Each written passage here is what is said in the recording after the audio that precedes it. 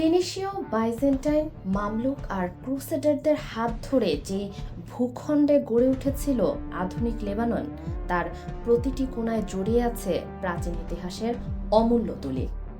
বিশেষ করে দক্ষিণ লেবাননের ৫,০০০ বছরের পুরনো ঐতিহাসিক শহর টায়ার, যা ইউনেস্কোর বিশ্ব ঐতিহ্যের এক অনন্য অংশ।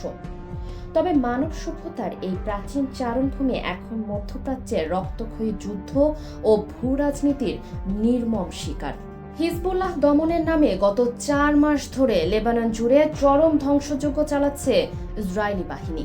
আর এই সর্বাত্মক যুদ্ধের আগুনে পুড়ছে হাজার বছরের পুরনো প্রত্নতাত্ত্বিক সম্পদগুলো।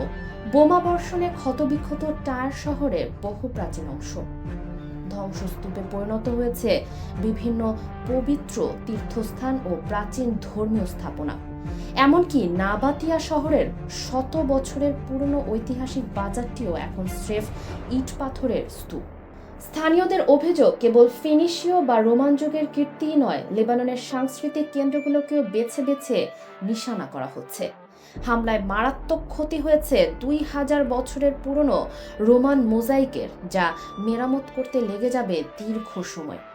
ইসরায়েল দাবি করছে হিজবুল্লাহ ঐতিহাসিক বোফোর্ট দুর্গ এর মতো স্থাপনায় অস্ত্র লুকিয়ে রাখায় তারা সেখানে আঘাত হানছে। তবে বিশেষজ্ঞরা বলছেন, টায়ার শহরের ধ্বংসলীলা দেখলে মনে হবে কোনো প্রলয়ঙ্কারী ভূমিকম্প পুরো সভ্যতাকে মাটির সাথে মিশিয়ে দিয়েছে।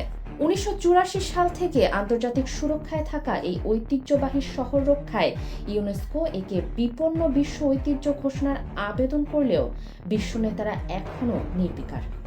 লেবানন সরকারের স্পষ্ট অভিযোগ, উগ্রপন্থী দমনের অজুহাতে আসলে লেবাননের হাজার বছরের গৌরবময় ইতিহাসকে পৃথিবীর বুক থেকে চিরতরে মুছে ফেলার এক গভীর ব্লুপ্রিন্ট বাস্তবায়ন করছে ইসরায়েল।